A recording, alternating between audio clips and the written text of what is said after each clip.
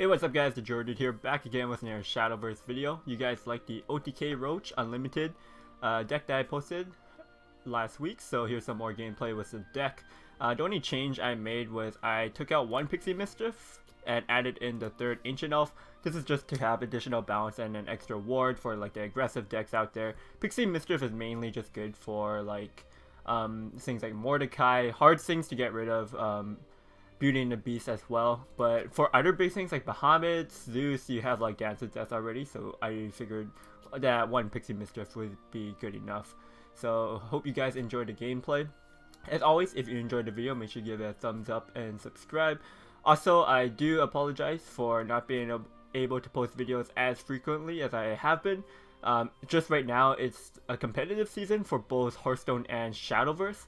So I'm spending a lot more time practicing, preparing for these tournaments, so I don't have as much time to put into videos.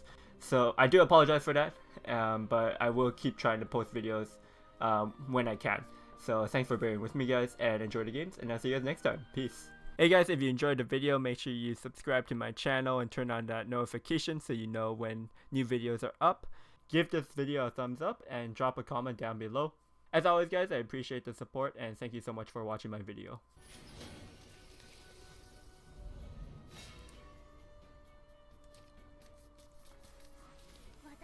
Alright, a Shadow. We'll keep the Sylvan Justice because Shadow always has 2 drops. So Sylvan Justice is good to deal with that. Pick up another one. I'm actually not too bad with that, as long as we pick up something like a Roaches at some point. We have lots of ways to find our Roaches, like Goblin Mage, Venus, Roach itself, Skull Beast, okay. We're just going Sylvan Justice this because we're going first, so we could react to this. We also have the second Sylvan Justice to deal with his 2-drop. So he played a 2-drop, I could Sylvan Justice, play Fairy. On 4, I could go Brambles, Fairy, and we should be good from that. It's still really hard to tell what kind of Shadow this is because he's just playing like standard drops at the moment. So there's one Roach, that's good. We have a Guidance, so our combo is starting to set up.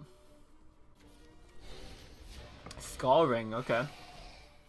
I guess Skull Ring is debatably better than Bone Chimera because you get to reanimate. Luckily I have the Brambles here to deal with his skeletons quite nicely.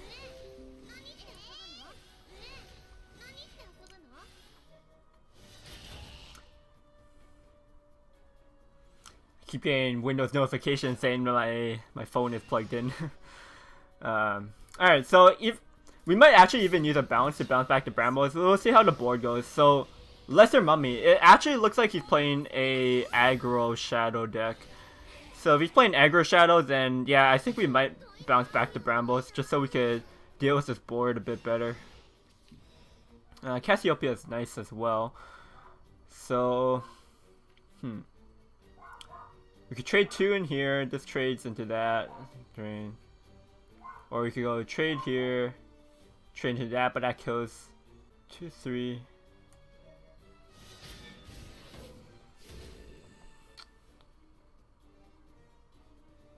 We could also Pixie Mischief back to Bellinus.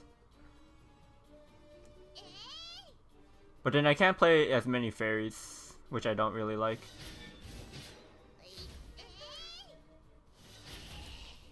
Yeah, we'll Guidance it back. Draw a Sylvan Justice, so we can save an Evil if we want. Yeah, let's actually do this. We'll Sylvan Justice, and then just play double Fairy here. So we can save on the Brambles. Since he's playing aggro Shadow, I don't think I would need a huge hand size for my Cassiopeia, but if Cassiopeia clears next turn, we could just cast. Otherwise, we could Brambles it again. We also have the Aaron for some extra protection.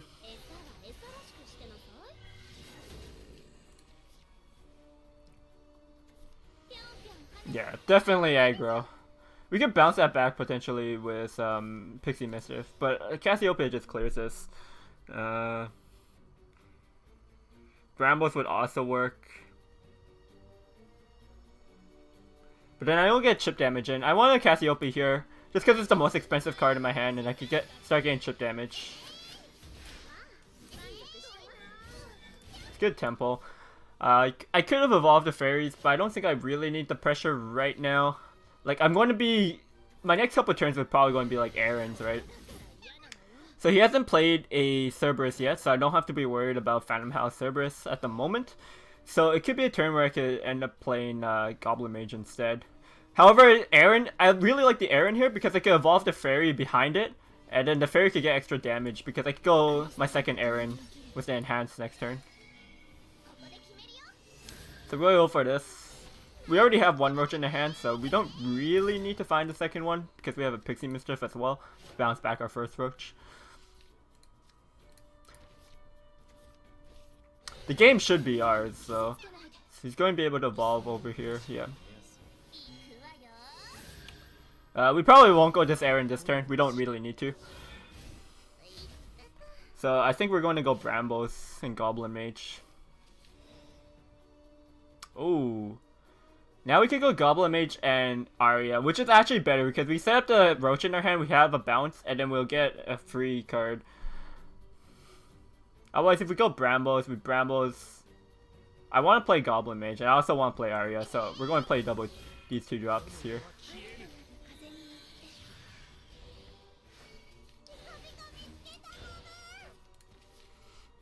Again, we're at 12, we're like really safe because he hasn't played a Cerberus. Even if he did play a Cerberus, his max damage would be 11.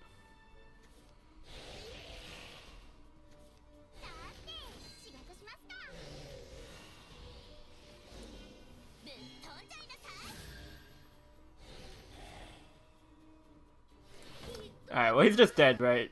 Because we have 5 damage on the board as well. But we can double check our math, so we have 1. We can bounce this back. 6. Nah. So there's 1, 2, 4, 5, 6, 11, 14, 16.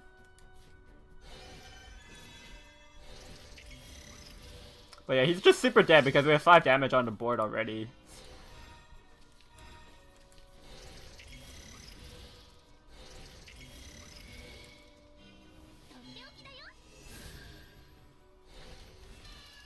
The habit, but slightly BM evolve on the Roach for the overkill.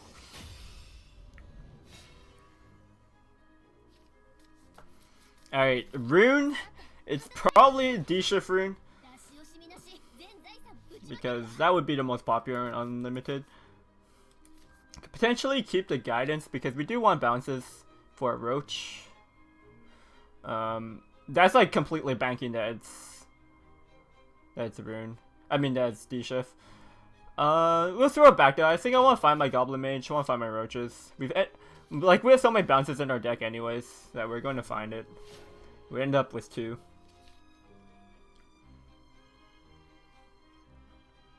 I would say this matchup in Unlimited is still favorable for Roach, just because the Roach's support just made them slightly fast enough to beat D-Shift right now. Like you could Roach them down by like turn 7. D-Shift when they have like a really good hand, they will kill you on 7. But definitely it is beneficial to go first in this matchup. So the rune's going first, has a slight advantage here. However, we do have Arya and Fina in our hand. Those are really good cards to have. I'm going to be evolving the Arya so we can pick up the extra fairy because we need that damage. So I'm just going to drop this Ancient Elf now. He can't Kaleidoscope glow it or anything.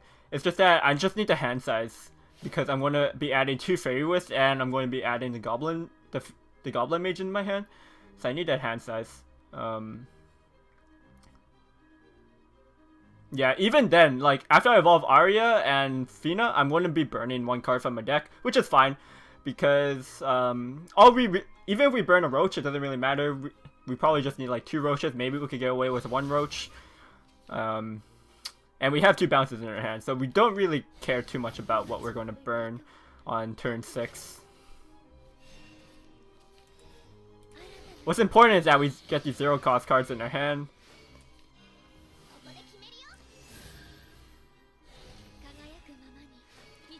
Because on turn 8, I could play Roach 3 times with with 2 bounce cards in my hand.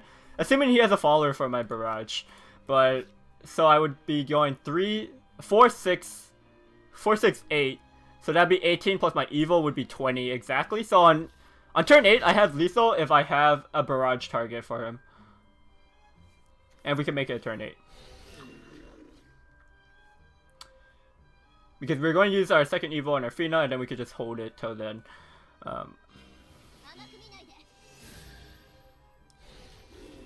The problem is, because it is Dirt Rune, they might just not play a Faller.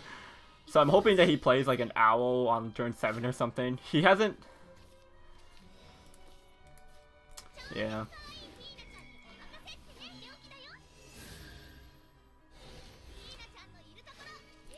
He played 1 Sword Cash, right? While I was explaining my turns. Yeah, he played 1 Sword Cash. So right now he's at 10 on his spell boost after this Owl. So his D-Shift's at around 10, I would say. I could usually check on their D-Shift count by how many shadows they have.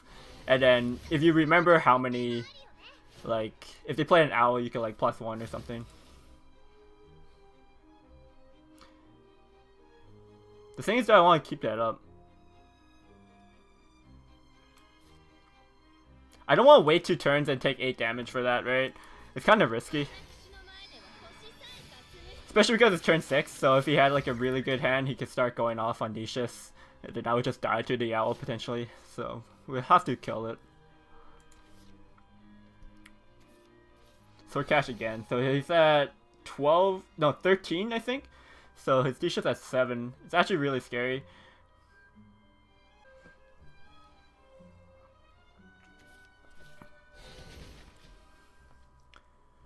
Luckily though, his hand size is kind of small, so he might have a D-Shift, but he might not be able to win the game off of 1 D-Shift. If, like, he definitely has 1, right, because he's cashed. So if he doesn't have like a way to end the game with it, then we're okay. But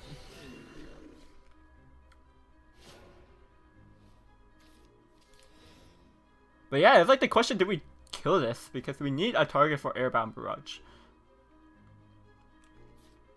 I think I want to play this Aaron to protect myself. I guess what I'm afraid of if I don't kill this is that he possibly has Chimera, Giant Chimera. We'll hit this because if he can't kill my Aaron, then he's at 16. And then I would be able to do... Gun. 3, 4,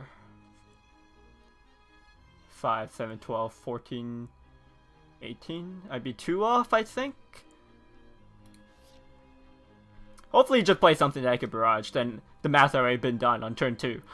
So yeah, there's the D-Shift.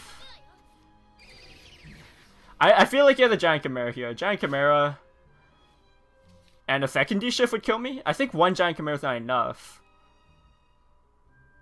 It might be enough. Or he's digging for an answer.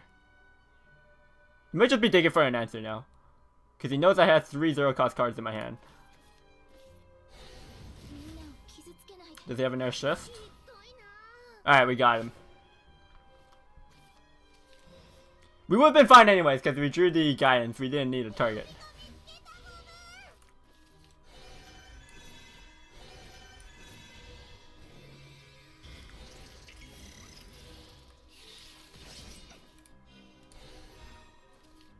Four. 6. Roku. Hachito. Hachi.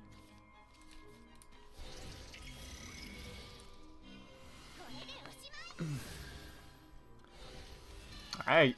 Fun and interactive game this was. Like, we were both playing solitaire, essentially. But that's how the matchup goes, generally.